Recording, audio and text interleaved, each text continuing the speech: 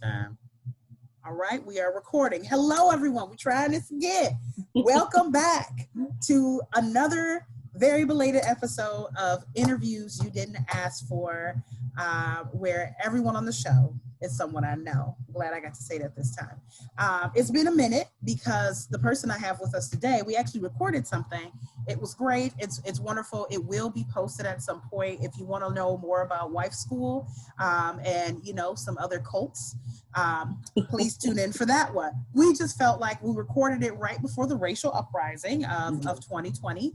And we just thought it wasn't, you know, as relevant as the topic we're going to talk about today. And so just know you're in store for a conversation about something a little bit more timely and not just a general interview. So I'm gonna let you introduce yourself while I take a sip of this wine, and then we're going to get straight into it.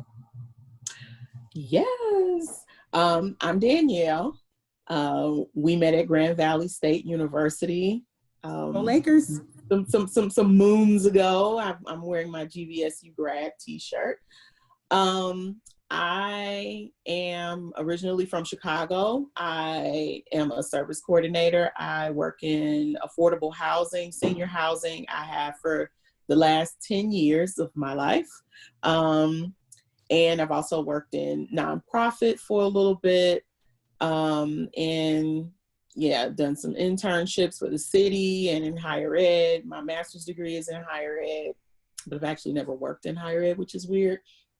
But that's where my experience is work-wise. I also have a business called D Southern Rights. I'm actually a copywriter. So outside of my 9 to 5, I write copy for mostly women-owned businesses. I do things like website copy, product descriptions, personal bios, because a lot of my clients do speaking and things like that. I want to throw in a plug for that real quick. Everyone who knows me knows I can't spell. They know I can't spell. I don't know punctuations. The English language is not a tool for my success. I have utilized her services. I highly recommend them. I'm not saying it just because it's my friend. I'm saying because really, I post something on LinkedIn. I don't want to be out there looking like how you ahead of this department, not the head, but you know, how you in this department doing all these things with your life and you can't conjugate a verb or whatever the words is. I don't know. So please reach out and I will put a link in for your website as well. Thank you. Yep. So that's a little bit about me. So I don't know if you have like a question or a point you want to lead off with, or I'm gonna just bring up the topic because it's kind of a continuation of a conversation we were having the other day. You know, if folks who know me know that I work in the space of diversity and inclusion type stuff, you know, in my off time and my on time, all of that. And so I'm constantly thinking about it. Right now, there's a lot to think about. This is, you know, I hate to say unprecedented, but we are in something that nobody has lived through. It don't matter who you find on the streets. There's people who, you know, I don't think anybody alive has lived through a pandemic, but most of us right now who are working, who are not, you know, who are the up and coming adults, have not lived through a movement like this. And we've had lots of movements that's kind of cropped up over the years, but this is a first for a lot of us. And I've found myself kind of puzzled by the way some of these things are happening. And I think a lot of people have. There's a lot of disconnect. And I'm talking even just in the Black community about what should be happening and how. And so for me, just naturally, because of my past work in higher education and always being stuck with students who do stuff, you're just like, why the hell would you do that? And I would sit there and try to walk myself through, like, if it were me, how do I get to the point where I pull this water fountain out the wall or I steal on my roommate's underwear? These are things that actually happen. And have to try to get myself to understand. So when I'm talking to this person, I can have a frame of reference of like possibilities. So I've spent a lot of time doing that, and I've come to some conclusions. As Danielle mentioned, she works with our elders. And I think, you know, I've said this before when I interviewed my mom, it's a point of view that we don't get often in our echo chamber of social media. And so I thought it would be great to talk about history, you know, Mm-hmm. to talk about how we kind of got to where we are, because this isn't a movement that cropped up like out of nowhere. We've had movements before, Yeah. and I just wanted to talk about that. So I don't really have a question. I'm gonna just put it out there of like, what have you heard or seen working with, you know, the older community and their interpretation of this or their experiences in Yeah. terms of living through a movement of some sort, the civil rights movement in particular. Yeah, I mean, I think that it's weird. They don't talk about things as much as you would think they do. I Mm-hmm. think that, you know, the past is painful. It's very traumatic for a lot of reasons. And so what I found with a lot of older adults is that unless, you know, you're asking them a lot of questions, they may or may not really volunteer information. With everything that's going on right now, I haven't been able to have a lot of discussions with them because of COVID, because we're really distanced a lot. But the few people who I have had discussions with, I think that, you know, there's a level of, you know, they kind of view it as like, you know, these are the young folks, you know, sort of like doing this stuff. And so it feels a little bit different for them. And so there is a lot of, you know, well, why are they tearing stuff up? Why are they blah, blah, blah, blah, you know? And then there's also that notion of like, this has happened before. And in the same breath, like, we know that from past experience that they don't rebuild communities. They don't blah, blah, blah, blah. And so there is kind of like that sense of like, this is why we think this doesn't even make sense in the first place, because we're still living in communities that are literally still ravaged from what happened in the 60s, that still to this day have never been rebuilt. And so then, you know, also because I'm from Chicago, and it's, you know, it's really no secret, unfortunately, there is a lot of gun violence here. This is not the only city there's gun violence in, but there is a lot of gun violence here. We do have a lot of young people who are lost. It's a very segregated city. It's a very racist city. And so there are a lot of young people who are going through things and they don't have what they need, and they are stressed out, and they've gone through a lot, and they out here on these streets, and they killing each other. The violence it has nowhere to go. Like, this anger is just turning inward into our own communities. And so because of that, you know, of course, your older adults feel like, you know, well, they worried about white people, but, you know, black on still, black crime. they shooting each other. Y'all want to talk about this. Y'all want to say Black Lives Matter, but yet y'all out here killing each other. And so that's a lot of it. But, you know, if you listen to them closely, you know, this ain't the first generation that's out here wilding out either. Right. You know, they did their share of wilding out. They got into knife fights. They got into, the ones who are willing to tell you the stories will tell you like that we ain't really doing too much and nothing that they haven't done. But that's kind of the discussions that I've had. Like, I know I have one person in particular. He is like super vocal about, we talk about the Laquan McDonald case a lot. The young guy who was shot here, 16 shots, and stuff like that. And he's just like, well, he was out there, you know, acting a fool, and he was doing this, and he was doing, where was his mother? And da da da da da. And I'm trying to explain to him, like, that this child had severe mental health issues and stuff like that. And secondly, he was like literally walking away from the police, you know, when they shot him. And so there's also not a lot of willingness to understand like mental health issues and a lot of things that have been plaguing our communities for generations. That's a really good point. But that we're just now starting to identify.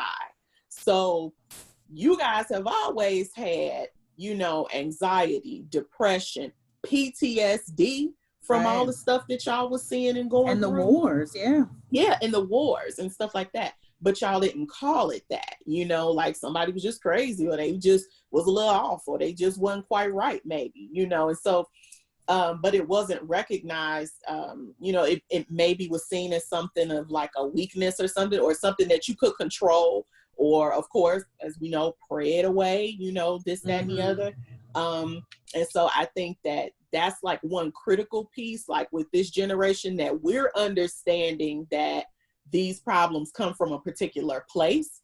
Right. And then like now we also know about, I think it's Nadine Burke-Harris with the ACEs, and I can't even think of what it stands for off the top of my head. I'm not familiar with it. Yeah, Dr. Nadine Burke-Harris. So basically she's done all of these studies and things like that. And they found that, like this stuff is generational. Like it's worked into, your DNA. Like it's worked into. Oh, that sounds like Dr. Joy, and she has the book. I was just thinking about that. Post-traumatic slave syndrome. Yep. And so just these experiences of having maybe an abusive parent, or a parent who is mentally ill, or things like that, can affect you long term. Like these things don't just happen in a vacuum. And so, oh man, I'm gonna look it up before we get off of here, because I really want to. And even if you don't get a chance to, I can always add it into the description. But those are mainly the types of conversations that we're having. I think it's one of those things where you have to sort of like ask. You have to kind of like ask them questions, because they just don't always tell, because the past is just so extremely painful for them. And I know we're probably like 10 minutes in, but I want to give a call to action to anybody who's watching or listening to this, to ask an elder, ask your parents, ask your grandparents what their experiences were like. But I feel like you brought up so many things that I hadn't even considered. I think for Zennials and Millennials, we're in an awkward space of being between the elders and the the young folk. We're still considered the young folk, but we're in this space of like, I kind of understand both sides, but all those things you said without that explanation comes off as like they're conservative, respectability politics, pandering to white folks, all these things that, when you provide an explanation, because we hear them complaining about Black on Black crime without us being able to really get into a full conversation about why do we have, mind you, let me back up just to say, I didn't pull up the statistics today. Gosh, and I have it on my computer somewhere. Intra-racial crime is common, period. White people are more likely to victimize or criminalize or all that other white people. Asian people, their victims are usually Asian people. Black people, the same thing. This is not unique to the Black community. Right. No, there's maybe I'll say somewhere between 5 to 10% difference in terms of we have slightly more. We're also the only community that's keenly always trying to do something to address Black intra-racial crime. So rarely are white people talking about what they're going to do. There's no programs. Their leaders are not talking about, and you think about the crimes we know about that happen in the white community tend to be like mass shootings. And there's no large scale effort in the white community to address white on white crime and mass shootings. But for Black folks, we have a kabillion programs. It is a constant conversation for us. But a lot of it stems from not just the crimes and us not wanting to have them, but the fact that we are looked at as if we're the only people with that issue. And I was gonna throw in there, because I'll be posting about this. So, but it really goes to this point. Like, so I like Dateline, like the show Dateline, and they have a podcast now. I'm like addicted to the podcast and stuff like that. But the point is, they always have these stories about, like 98% of the stories are about white folks and crimes. white on white crime. Okay. And it's like in these small towns, you know, these are not like big city people or anything like that. And these are not the mass shootings. These are, you know, the murders. These are the robberies. The ones where they're always like, I can't believe this happened in this beautiful neighborhood. We never thought. We leave our doors unlocked at night. You know, like we never thought that it could happen to us here. Serial killers, you know, that just run rampant through these towns for years. And what I found, like, because I was off for 10 weeks during the shutdown. And so I spent a lot of time just trying to get through the day. I would just listen to podcasts and stuff like that. And so I caught up on a bunch of the episodes. And the one thing that I noticed in all these stories was that how incompetent the police was. And we're talking about white folks. Like the police were super incompetent with their investigations. And there are even like several instances in which like these cases go unsolved. Like they'll kind of toss the evidence to the side. It goes cold for some years. And somebody who was a child at the time living in that town grows up, joins the police force, becomes a detective, and is like, hey, I remember this case. I'm about to solve this. And they go back and and they're just like, oh my God, they had all this evidence and they overlooked this and overlooked that, and will just straight up solve the case. Like, it's crazy. So it's just like, there is a real problem with the police. Like, there's a real problem. Like, and I think like people don't want to say that, and maybe like white folks don't want to say that, but when you hear all of these stories and you just hear how these crimes are being let go, like, it's actually not just us. But this is why we always say like racism hurts everybody, like it ultimately really does, at the end of the day. So yeah, that's really interesting, because I think the assumption is that the police are, I think white people see the police as servants of their arm of justice, right? And so the police respond when there's an inconvenience. The police serve as their customer service. That's the point of view. But when there's real things that are happening in their own community, it kind of just happens, and everyone's like, guess they couldn't figure it out. I think there's not as much attention brought to that because white folks trust the police.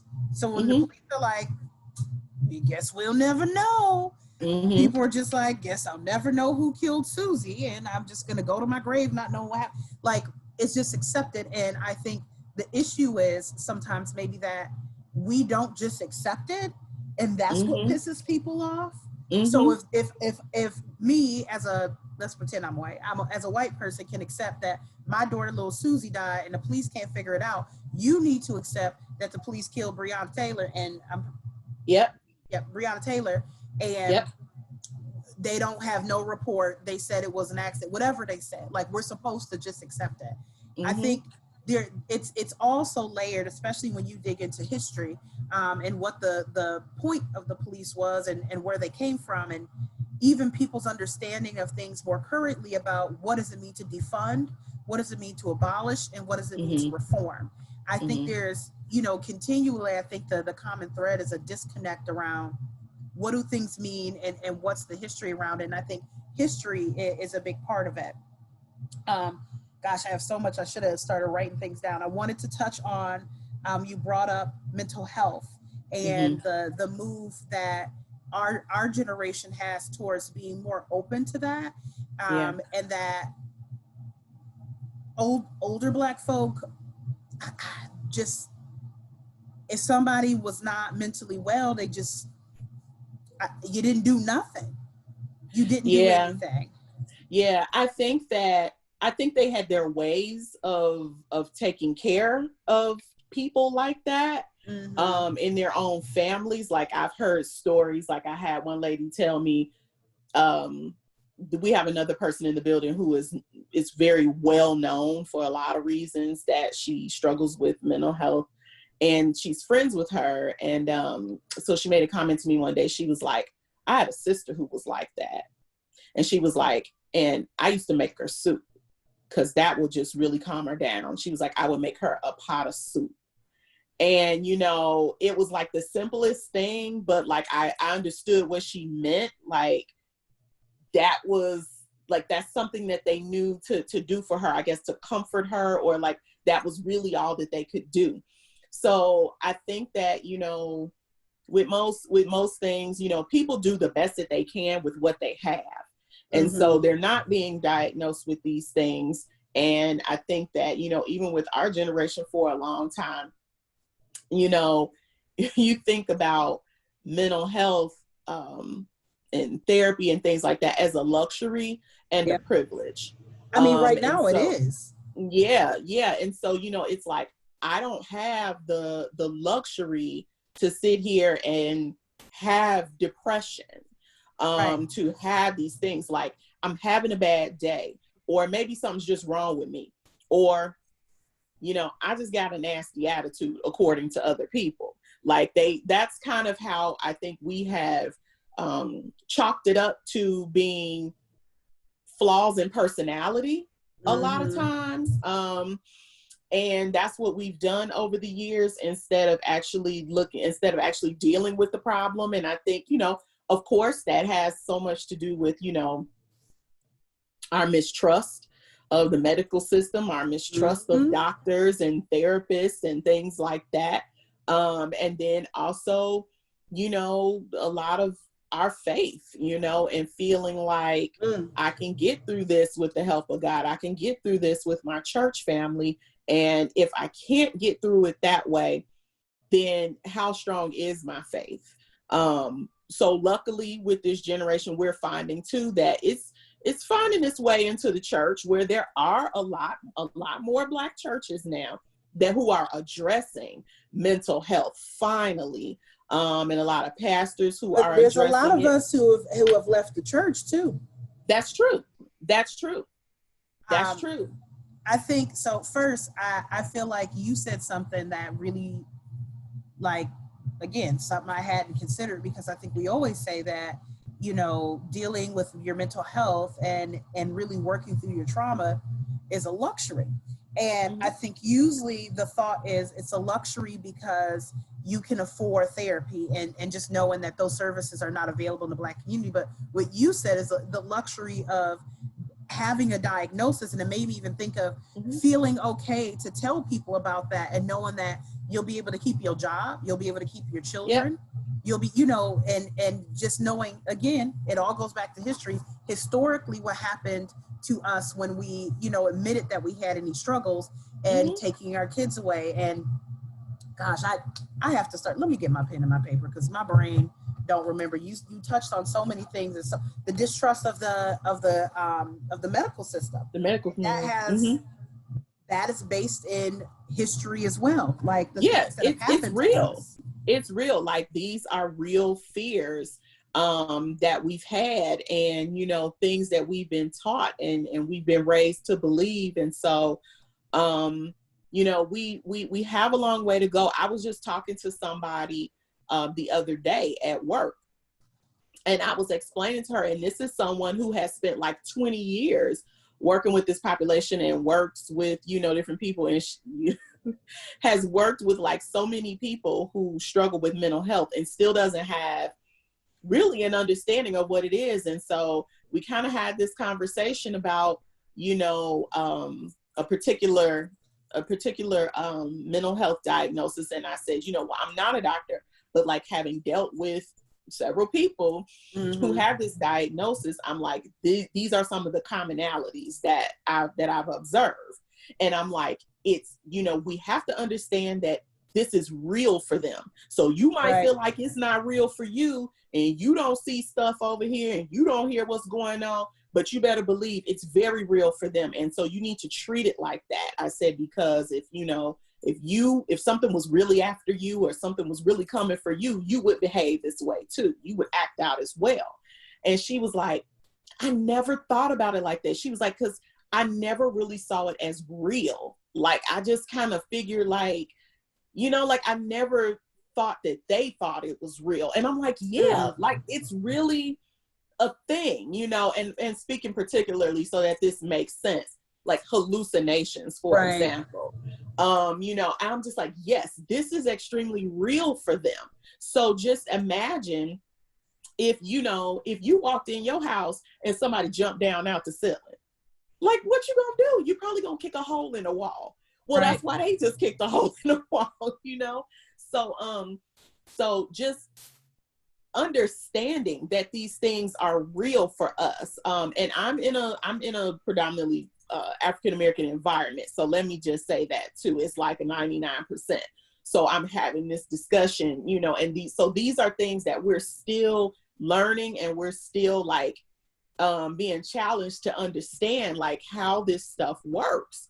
And so, yeah, like it's really, I don't know. I think that, folks have always dealt with this stuff, but, we're just getting to the point where we really can talk about it and give meaning to it and really like educate and understand others. And we've had people in our own families and in our communities going through this, and we've just never really given it a second thought. We've had a certain way that we treated it, sort of like with a long handled spoon to a degree. Mm-hmm. And, we just moved on from it. And again, thought of it as, some kind of flaw, like some kind of flaw in character or personality versus something that might be like chemical or something, organic, or something that is the result of trauma.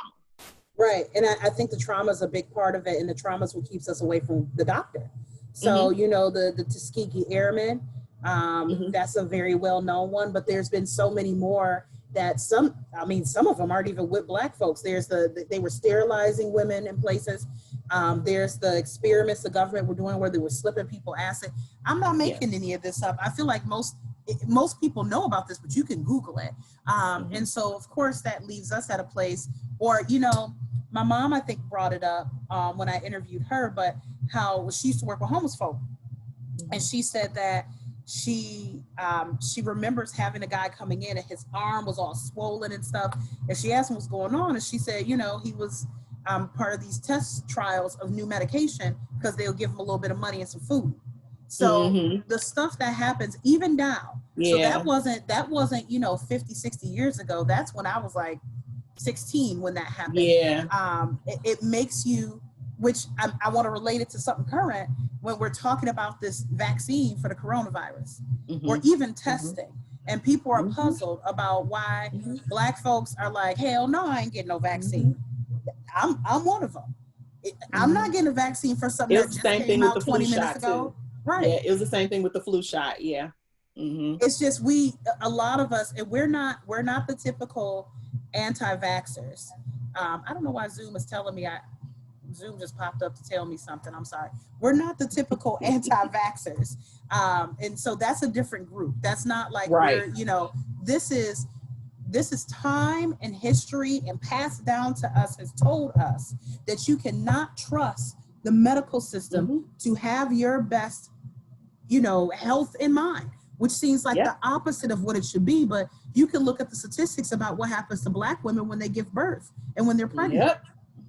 And here we are. So why would I jump on board with a vaccine that was rushed, that's been out for 5.5 seconds under the current administration? Hell no. And I'm openly saying, I will not be first in line. I want to see what the effects are. So knowing that, and this is why knowing this history and understanding these populations is important. If you're working in the medical field, what you gonna do? Because you have to understand that you're gonna have a large population of people who are not gonna take this vaccine. So what are we gonna do? Right. And people don't even want to get tested.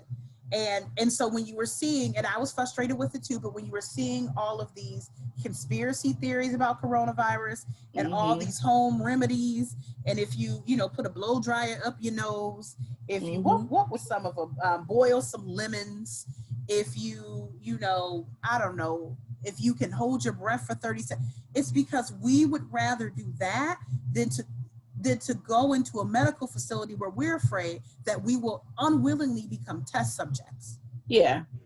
And die. Be killed. Yeah. And that's why you have you have a lot of Black folks who think it's a hoax, because we've been down this road again. And so in my frustration, I have to remember that is why you have people who are trying to find every other angle but the one that's right in front of them, because it's very obvious also that even the stuff in front of us keep changing every 5 seconds. So I also want to talk about the church because, you know, you brought that up, and that's even right now we're talking about, if we're just talking about coronavirus, the Black church is not necessarily willing to, you know, leading the charge. And that's where most of our leaders are. Unfortunately, I hate to say unfortunately, but in terms of, if you look back in history where the civil rights movement lived, it was in the Black church. And here we are now in the midst of this movement, and it doesn't live in the church, and we do not trust our church leaders to be the people on the front lines and steer us. And so you have a lot of people who are zennials and younger who are walking away from the church because it feels oppressive. And why would I want more oppression? You telling me you sexist and homophobic too? I'm already Black. Yeah. Yeah, that's a tough one. And I think that, you know, for those of us who have, you know, if you've grown up in the church, it's more of like a tussle for you because it feels like, you know, it feels like you're sort of like obligated to go and sort of like participate and sort of like believe in all these things. I think that we're getting to a place where we are learning that we still can like have our faith if we choose to, but that we can also be informed as well. And so it's like trying to seek out those spaces where that's possible. But unfortunately, like you said, there are still just so many churches that are not addressing like the real issues at hand. Like there are times when you'll go, like all these things have happened through the week, and you'll go and they're just talking about something like completely off the wall, and you're looking for them to really address like the things that are happening, and understanding again that little piece of history, understanding like where our churches come from, and understanding that it wasn't just church, that was our place to address issues around, you know, racism and all of these different kinds of things. Or even like, where Christianity was given to us from. Like, yeah.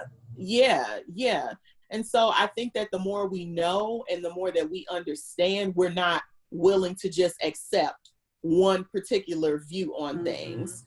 And, you know, we want to, I think we just want to be able to feel more whole and not just feel guilted about everything. And you know, and I think that we just have a different type of opinion about science and, you know, and technology and what that all really means. So when we're talking about something like coronavirus, it's like, okay, it's real. It's real, you know, and if you believe that, then you're going to, if you actually believe that it's real, then you're going to take the precautions necessary to protect against it. And so I've seen a couple of different scenarios. Like I've definitely seen some churches, like some of our very larger churches here, that like closed immediately. They was just like, nope, we don't care. Like we love the Lord, but y'all can't come up in here. And they're still closed because they just don't want that liability. But also you're maybe dealing with a pastor who maybe is a little more highly educated, maybe has that extra degree on the wall. It makes a difference. You're dealing with a congregation maybe where there are Black doctors, Black nurses, other Black folks in the medical field. And so there's a different type of view of it. And so it's like, if you're in the medical field, no matter what color you are, you know it's real. So you're definitely saying, no, we shouldn't be up in here today. It's also, you know, costly because we've got to constantly disinfect, and, you know, you can't be touching your neighbor and things like that. So I've seen that side of it where it's been handled extremely well, and they were prepared to go virtual. And, you know, they've said, you know, hey, the church is not just the building, you know, we can meet virtually. We still gonna call, we still gonna check on the seniors. Like, ain't nothing gonna stop, but we just cannot gather in this building. And then I've seen it done, you know, other ways where you got folks who are having like multiple services a day just to, you know, like have, because you can only, you know, you could only gather like 15 people. I don't know what it is now, but you could only gather like 15 people at a time at some point. And so they have like 5 and 6 services a day to accommodate people. never really shut down. You know, we're still trying to have Bible study and still trying to do this and still trying to do that. And we not gonna let stuff scare us, and really only closed just because the state forced it. I wonder if some of that's a reflection of, like you said, their members. If your members are older, they're not getting on Zoom. Right. And so your you older just lost members, them. Yeah. your older members too. You have to remember that your older members, they give money, okay? Mm-hmm. They give the bulk of the money. You know, young folks are not necessarily going to church making it rain, but the older folks do. And so if they say the doors of this church better be open, then the pastor or the board or whoever, they're a little more likely to listen to those folks, because that's where the bread and butter is coming from, to keep those doors open. And then also, you know, there is the issue of, for a lot of older folks, like, church really is their social outlet. And so there were discussions about, like, well, how do we deal with this? Because if mother so-and-so, she really does everything at the church. If she's here 2 to 3 times a week, and then she's here every Sunday, and this is the only time when she gets to, like, you know, get up, put on some decent clothes, and come out and actually fellowship with other people, to touch people, to hug other people, to talk to people. I think that was one of, you know, the hardest things, and one of the reasons why, like, in the beginning of it, I kind of was like, I'm not gonna lie, like, I kind of struggled with that piece of it, because I was just like, this is gonna be really hard, like, for these older folks who just can't go to church, before I truly, like, understood how quickly it was spreading. You know, I was kind of like, do we really got to close the churches? Because, you know, again, this was very, very early on. And so, like, within that week, the more I read and the more I heard, I was just like, okay, yeah, I completely get it. Like, I understand, like, everything just needs to be closed down.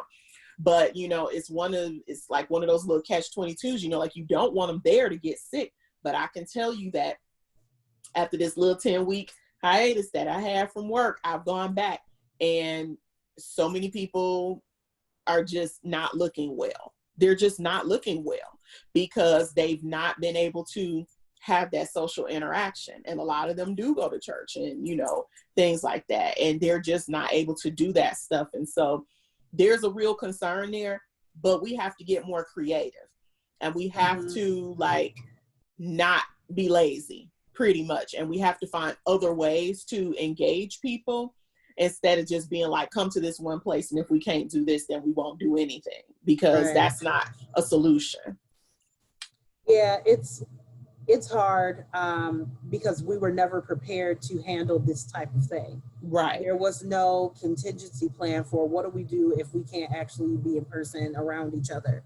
And forgetting, like you said, these are all things I didn't consider, that for older folks, this is, you know, we talk about people living alone, but we don't think about older people who have been living alone just as long as other people live alone. But the younger folk, as in 50 and under, who lived alone, still were socializing pretty regularly, going to work, going to the gym, going to the bar. But older people already were at a deficit of interaction and desperate to interact with people. And so now you've taken that little bit away. And I don't know why I didn't think about it. My mom brings up that she has not left the vicinity of the apartment building. She has come out of her apartment since she moved in, because the fire was in September.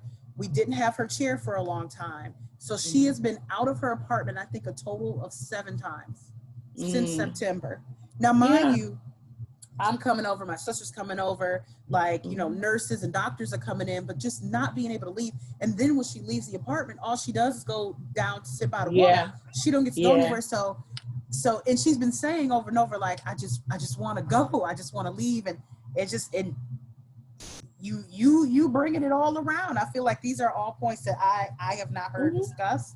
And then when I think about the church, like I said, I always think about historically we've always been fraud. It was given to us as a way to make us more docile and to make us obey during slavery. It was, you know, the Bible was used to justify slavery. And then we turned around and used the church to organize. And now we're at a place where a lot of us are just not okay with the message of hate. And I feel like you and I have talked about this for years. Like, if you really want to bring younger people into church, you cannot do fire and brimstone. Nobody is trying to come hear that. And if that's really who you believe God to be, then you're going to lose a lot of people's belief in that. Like, why would I want to believe in that? So I'm not saying, get with the times. It's just really being aware, because as you said, technology has given us access to things we didn't have before. We understand the history of why we were given Christianity. We have access to other interpretations of the Bible. We have access to people giving us, other information that's making us question what we're hearing in the church. And the church is not a place that allows for questions. Exactly. And that's the other piece of it. And I think that what I see a lot of happening too is a reach further back for like spirituality, like a deeper spirituality. And like, what did we have before we were given Christianity? And what was that like? What was that experience like? And so all these things that,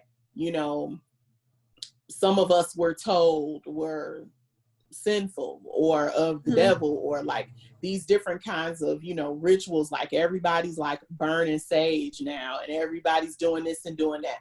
Well, again, these are all things that make us feel like connected to something larger than ourselves, whatever we want to call it, however it is. I think that we still crave that connection with something bigger than ourselves. Like, we want to know why we're here and what we're here for. And those questions are not being answered for us. Like, those are things that are not necessarily being addressed for us when we go into the church. And so we're looking elsewhere for it, because now we have the internets, and now we have social media, and social media is crazy, and it's a whole lot of different things, but there's also a lot of information there. If you know how to find it, if you understand, where to look for credible sources and things like that, then you can find a lot of information, and you can kind of see what other people are doing, and you feel less ashamed about it and more open. And so I think there's more of an openness, and people are finding that, like, hey, I'm not the only one who has these questions. I'm not the only one who feels a little weird about this or wants to know more about that. And so I think that we're actually trying to reach further back. Like, we like, okay, we understand about civil rights and this and that and the other and the Black church, but we want to go even further back, and we want to know, like, where are our roots? Like, what are we want really to be connected, especially for African Americans who feel like we have no culture, because there's even a conversation right now of, are we appropriating African culture by using, African symbolism and clothing and stuff? And I know I have a visceral reaction to, so what do I have? We don't, I mean, would it be that Africans are appropriating our culture if they do American Black thing? Like, and I get the argument, but it just feels like we have nothing.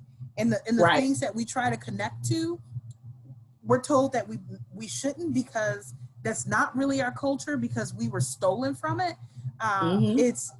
It's really confusing, and I think it is. That's what leads me to, like, the common theme I keep bringing up of history, and really what I'm seeing is two things. One, a very big thirst for history, because it helps us understand why we're at this place. You can't move forward if you don't know how we got here, but also an ignorance to it. So I'm gonna get into some of the stuff we were talking about before, because I posted on Facebook and I asked people, when in school, when did they learn, not when, but let me look at the damn question. Something about how long did the civil rights movement last? According to what I just pulled up, according to what you were taught in school, when did the civil rights movement begin and end? And I brought it up because I realized in our conversation yesterday about the current racial uprising, and my, so the frustrations people have with what's happening and how, and the timeliness, like, why are things taking so long? I realized that in school, you got the impression that the civil rights movement was like a couple months. Like, and even if they told you different, the way it's talked about, it felt like somebody was like, hey man, that ain't right. And then they was like, you right. And then they shot Dr. Martin Luther King. And then here's your rights. Like that's what I like the synopsis is. So I asked, I got a bunch of different, responses. But I got everything from like exact dates of 1951 and 1968 to, it started with the Board of Education, it ended with MLK's murder, to 1955 to 1970. It's still going on. It started with slavery. And when you look it up, when you just Google it, the thing that's said is that it started with Rosa Parks, which was interesting to me because a lot of people know that she was not the first woman, not the first person to not give up her seat. Right. She was the person who fit the face the movement wanted to give. Right. And even that I'm conflicted about, because and that's not what, and I don't know about you, but that's not even what I learned at all when I was in school. No, that's not what I learned at all. Yeah. Like I remember being in like 3rd grade and I played Rosa Parks in the Black History Month play. And I had one line, and my line was, my feet hurt and I was just tired. Like I remember that to this day. That was my line. My feet hurt and I was just tired. So for years, I thought this woman had, this was a Black woman who had worked hard all day and was just like, got on this bus and was just like, you know what? I'm tired today. I am not sitting in the back. Right. And was basically just, like willing to take the consequences because she was tired. Like I believed that as a kid because that's what we were told. It was never explained that this was intentional. This was part of a strategy, that in fact, Black people were really genius and they were really smart and they were very calculating. And so that these things didn't just like come out of nowhere, like these things were planned. They were very like connected with things, and like they were just smart. Like they were just really smart. I think that's what's important to recognize is missing, because the stories we're told in school, and even to the extent the things our parents tell us, because that's what they know too. Again, we're thinking about the information that was provided to us before we had all this access to the internet, is that it all just happened organically. There were a handful of really mean white people, and there were some Black people who were just living their everyday lives. And then people got together and said, this isn't right. Not understanding that the civil rights movement, they were keenly aware of PR. They wanted Rosa Parks because the other woman was a teenage mother. Right. And from my understanding, maybe a little darker. Right. So there's a lot of respectability politics. There's colorism in it. So that decision was not simply that she was tired, but the PR of understanding how white folks functioned and thought about things at the time, and knowing that the movement had to be essentially flawless. There could be no argument. And we're, I've been saying this to a couple people, and I include myself. I've been like this for a long time, and I'm rethinking. There's the way things are and the way things should be. And a lot of times we are operating in the way things should be.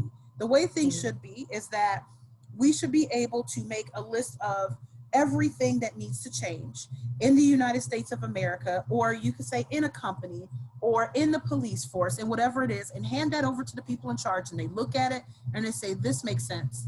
And they do. But the way things are is that is too much. It will be thrown away, or where we are right now, they will pick out the easy things and say, well, we did what we can. And so if we're not prioritizing what those things are, we're going to get scraps. And I joked about it, but I've literally seen it recently. White people are confused about if we should be Black or African American, not if we should be, so what to call us. And sometimes the response is a lot of us can't give a response because it depends on the person. Same thing with, people say, are they Latinx? Are they Hispanic? Are they Latino? People have different opinions. So, but because there's no one answer, people throw up their hands and give up.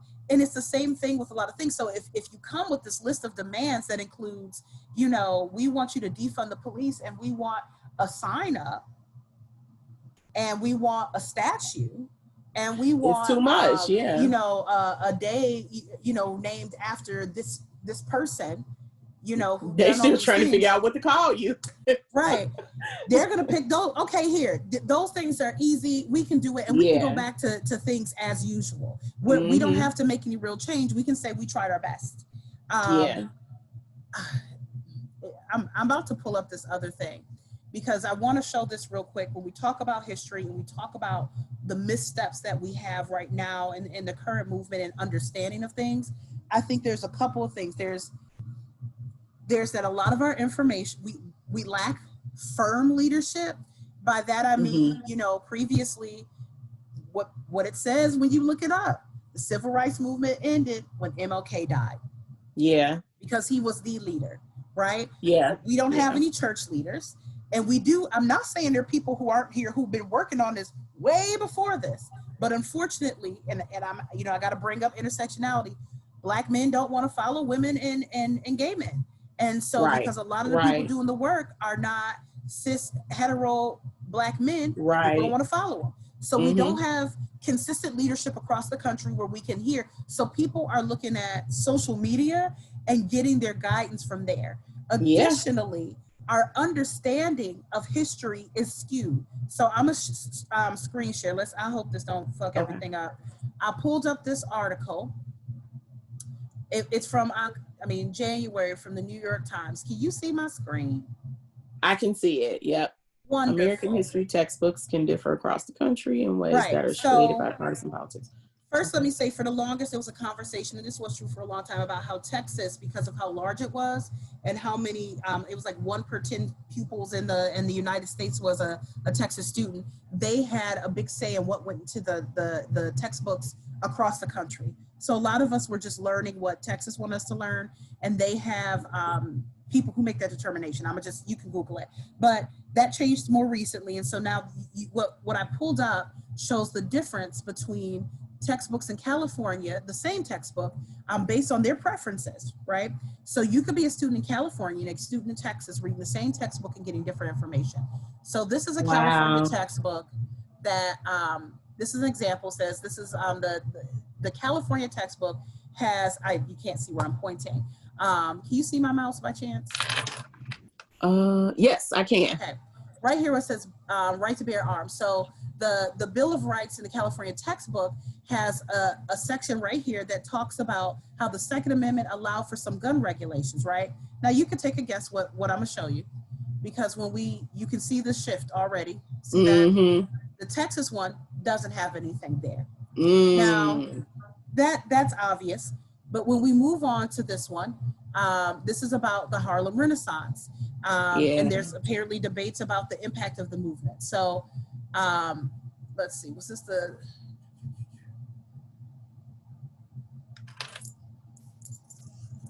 there was a section in here highlighted.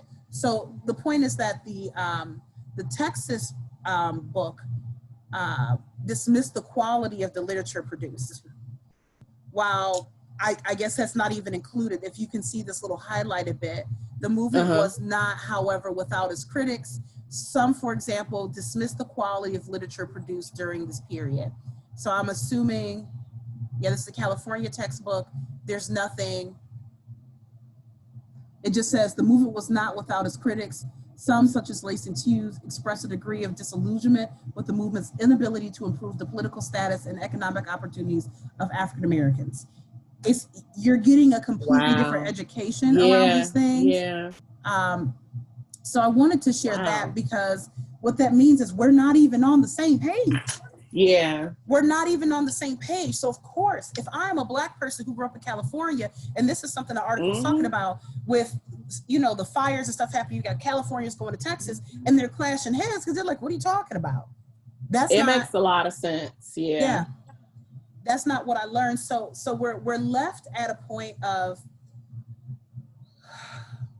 I always say all this stuff is on purpose. It is, because that means that you're literally steering children down the political roles you want them to fall into, which makes complete sense. I mean, if you're doing that from the moment they start school. Right. So that's crazy. So all of that leads me to the moment we're in now, where it feels so disjointed. And you know, people are seeing companies, and they're seeing you know, state officials and cities making decisions and doing things, and everyone's like, nobody asked for that. And I'm trying to tell people, I'm telling you, some Black folks asked for that. Somebody asked for that. Yeah, because we it's so funny. I don't know what John was watching something. It was like a review of a video game, and they were talking about communism and stuff, and they talked, oh God, if I should have wrote that down too. I was trying to act like I wasn't listening. But they were talking about how they keep people from organizing, and how the example they use is, if we all were upset about something and we all randomly chose a different day of the week to go stand on the corner and yell about it, that's not going to have an impact. Now, if we all chose one day to go to one location, that does. And I think we're kind of stuck in the middle of that, because we're having all of these one-off things, and it's inconsistent. And when you have the people, we're putting the pressure on, the pressure's there, but the direction isn't. So in the civil rights movement, there was a very clear directive. And now what you have is, I think this was happening in Ohio, where you had a random group that just popped up on Facebook. No one heard of them. No one knew who these organizers were, who were having rallies and saying they were the face of the protests and face of the uprising for that place. And then the city is working with them. Everybody's like, who the fuck are they? Who are they? Yeah. And so they're speaking on behalf of all these people. Nobody knows who they are. It's disjointed.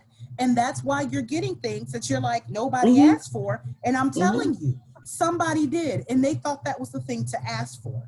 Yeah. I thought that was the thing to ask for. I'm on 10. As you should be. Because, it's some bullshit. That's really the only way you can describe it. And I think that's one of the biggest disappointments. I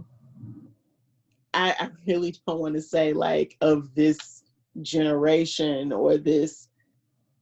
It's just the biggest disappointment right now, like within our communities, that we cannot seem to just rally around one particular action and say, you know, hey, this is largely, we agree, like that this is what we're going to do. This is what we're going to focus on. Something and we're with not a large impact. Yeah. And we're not going to stop until we get this. So we're not going to just, say we want it and, gripe about it and then sort of like forget about it later or put it to the back burner and complain. But like, no, even if this takes months, even if this takes years, like we are going to continue to push until we actually make this impact. And then we'll sort of like go on to something else. Because I think, and I brought this up to you the other day, I think we're in this, this mindset now where I know there's the saying, well, we can focus on multiple things at one time. Like I can care about this and care about that, and most of the time we're talking about like, how, I can like pop culture, but also, still care about politics. And that's correct. Like that's fine. But I think in a larger sense, that's kind of how we're treating things like this, things of this nature. It's sort of, and so that's why there's a lot of confusion. Because it's like, well, I want these companies to say Black Lives Matter, but I also need them to change their policies. Like I also need them to be proactive about like their hiring practices. Like I need to actually see the changes. And so we're just really disjointed right now. I don't know what the answer is. I don't know how to get on the same page. I don't really know where that comes from. Well, and it's messed up because we have so many avenues of communication we didn't have before, and somehow we're more disconnected. Yeah. I think we've finally fallen into the idea of individualism. I think we've just lost so much of we're Americans. We're officially American. Like we're officially American. Like we just don't have that connection, that community connection anymore, that we used to. And so, not to say that, stuff was perfect, all this time, like we've always, had the issues within our communities. That is totally true. But we're just such individuals now. And so it's kind of like, well, what's best for me? And so we're not necessarily looking at what's going to be best long-term, what's going to be best for little Black children who are growing up, whether we have kids or not, but we do have a generation that's coming after. What's best for the whole? Yeah, what's best for the whole, maybe not necessarily just what's good for me or what I want, what I want you to do, but what's going to be good for the whole, even if it takes a lot of hard work, even if it is not socially acceptable right now. Because you better believe, we can sit here and talk about like Dr. King, and we can talk about all that stuff, and it's all been fluffed up.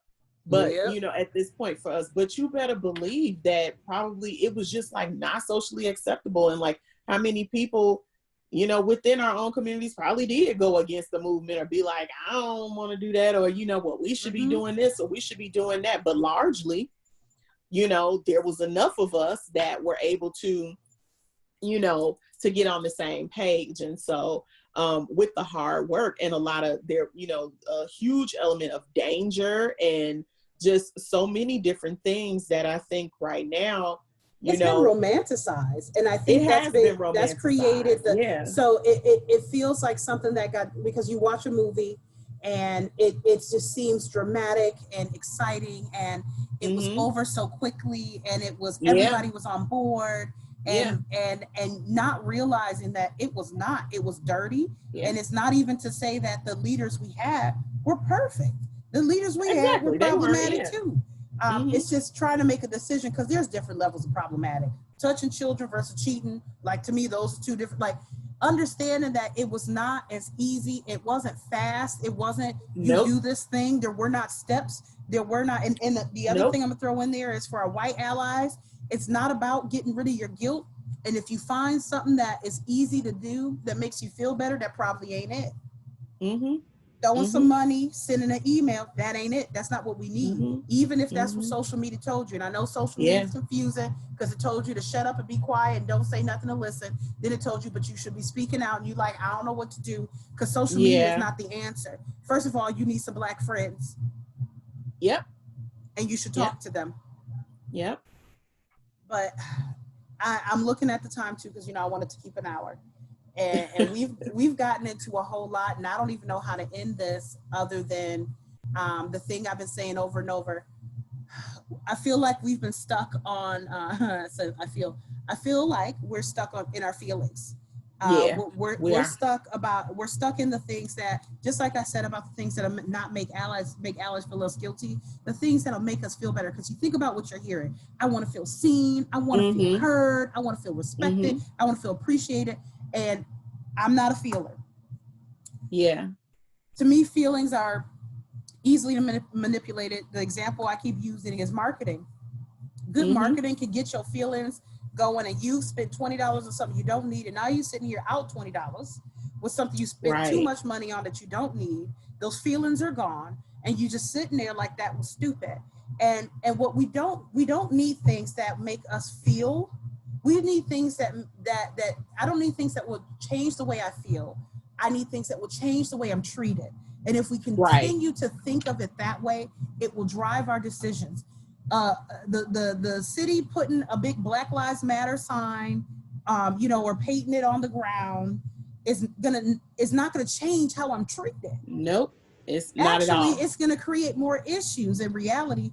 But regardless of how you feel about defund the police, having the conversation, because that's what this started with, how the police interact with us. So maybe you not with defund the police, maybe you with reform the police, maybe you with abolish the police, but at least we having a conversation about something that impacts how I'm treated. Point. That's not just something that the day after they do it is going to do nothing for me. Nothing has changed the day after they painted that. Nothing has changed the day after we had a Juneteenth celebration, in the park, and put up some flyers. Nothing has changed if we decide that we're going to have another day that's named after Rosa Parks. Like nothing has changed the very next day. And the people who do it are going to be saying, we did what you asked. How can you be upset? Yep, exactly. We have to understand that this is life threatening. Like we're literally fighting for our lives. And so when you think about it that way, then it doesn't really make sense to really be all that concerned about stuff being painted on the street. I mean, that's fine. That's cool. But we are literally fighting for our lives, all of us, not just Black men, but Black women, Black children, like trans folks. Like we are all fighting for our lives. And we're in danger every day. Like we're literally being hunted. And so it is scary, it is traumatizing, and something needs to be done about it like yesterday. It's a national emergency that we have going on, and it should be treated as such. Like something needs to be done to just completely stop it. And so I think that's where the conversations about what to do with the police are coming from, because this is an emergency and something has to be done. Like we can't continue to, have these incidences. And, also the other thing is it's going to take more than one thing. So it's going to take more than just, painting something on the street. It's going to take more than just, a promise of saying Black Lives Matter or making a public statement.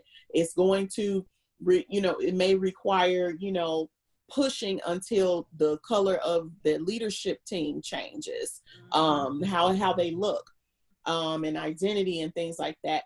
It's going to mean that, yes, we absolutely do have to go out and vote. Like we have to. And I'm sorry. And I know a lot of Black folks, I know we don't want to hear that. We gotta go vote. Like I'm just, in that respect, I'm old school. Like I still am like, to me, if you're not voting, what's the point of having a conversation? Right. Because the changes happen on the ballot. Like they'll say, okay, so y'all want us to abolish the police. We're gonna put it on the ballot. Yeah. Because it all boils down to, and this is government, this is everywhere. They're looking at how the majority of people feel. Yep. Right? So of course we already know how a lot of white folks are gonna vote. And oddly enough, if you talk to some, I'm gonna say some decent police officers, they will tell you they're not against changing the way the police is set up because they don't think they should be responding to the stuff they responded to. They will tell you they are not trained to respond to that stuff. So it's not even that other people aren't on board, but it can't just be an ongoing conversation where we keep pushing, knowing good and well how the system works. And unfortunately, we have to work within the system. The system includes a vote. And if you do all this work and all this yelling and all this marching, and the day that it's on the ballot and it's time to vote, you sitting at home, what was the point? What was the point? Like you said, it's other things on that ballot besides just, those names of those candidates that, we don't like neither one, but we got to choose one, Girl, there's other things. Another conversation. There's other things, and I get that. I feel that 200%. You still got to go vote. You still got to go look at those issues. We still have to go at midterms. Like I didn't really understand that until I got a little bit older. I voted from the time that I was legally able to, but I didn't quite get it about the midterms and stuff. And so I didn't always go like until like a few years ago. And like now I understand, like you have to go, like all these elections, you need to go vote locally and nationally. I just always say, everyone says it's a setup, blah, blah, blah. I'm not even saying that there is not stuff happening behind the doors, but you always have to question if someone is working hard as hell to stop you from doing something, there must be a reason. It's powerful. There's power in it. And they put money and time into keeping Black folks from voting. Yeah. And so we have to at least make the representation, because I just think about 2008 and when just everybody and their mama literally like ran out and voted Obama in office. There were so many people at the polls, visually, you couldn't say that the man didn't win the election. because that's literally just how many Black people and the were things at that the happen polls. to keep people from voting. Yeah. They have shut down polling places in Black areas. They've made it harder for people. Even the fact that what is it, felons can't vote. Like you have to question if it's all for naught. Why bother doing all of that shit? You just let everybody vote and then put who you want in the right place. Yep. I mean, I'm all about conspiracy theories. Y'all know my mama. Oh, me too. You know, so I'm all but about it. But it's like you said, we have to work within the systems that we have. Unfortunately, and we have to accept that we have to work with not how things should be, but how things are, so we can get to them to the place where things should be. I'm not saying how they did things during the civil rights movement was right, but they were very keenly aware how much PR mattered in that. And they've taken him, you know, they've bastardized MLK's message at this point, but we have to think about those things, and we can't run into things saying and when I say respectability politics, I'm not saying we got to march in suits. That's not what I mean. Right. Still shoot you in a suit. It's really understanding the system we're working in, how it functions. And I feel like every day I'm learning more, understanding how it functions, how those decisions are made, who's involved, what's at stake, what are they considering, what's the bottom line, like understanding that, so that when you put something forward, it can't be argued, it can't be picked apart. You can't and they're not gonna say, well, we saying no because you're not wearing a suit and your hair not straight. That's not the it's because there's no point in you doing all that if they ain't gonna listen to you. Right. So girl, okay, I'm gonna wrap it up there. That's it. That's it. Look up the stuff. The Tuskegee Airmen, look up what the government did with putting LSD in people's stuff. Look up how Black women are dying during, childbirth and pregnancy. Look up the history of Christianity with Black people. Google. You can Google all the shit we talking about if you trying to figure it out. But in the interim, you got this as a start. And who knows? My therapist told me I needed to do this anyway. She said, you should continue your conversations and talk about the current events. And yes, I go to therapy. That's what we talk about, mental health. And real quick, ACEs was adverse childhood experiences. That's Dr. Nadine Burke-Harris, in case anybody wants to look it up. Adverse childhood experiences. Thank you very much. Thank you for coming and having this conversation. I think it's needed. I hope I don't get dragged, but everybody gets dragged every once in a while, but it's everyone's emotions are high. So you say one wrong thing and now I'm doxxed and people at my house. So we'll see. Hopefully that don't happen, but we got swords, so don't play. All right. So we're wrapping this up. Thank you for joining us today on Interviews You Didn't Ask For. This is an interview that nobody asked for, but yet here we are. I hope it was helpful. I hope you enjoyed it. I hope you learned something. I'm gonna finish up my glass of wine and we're gonna wrap this up. So I'm gonna stop recording. You don't have to hang up yet, but thank you everyone and good evening and good night.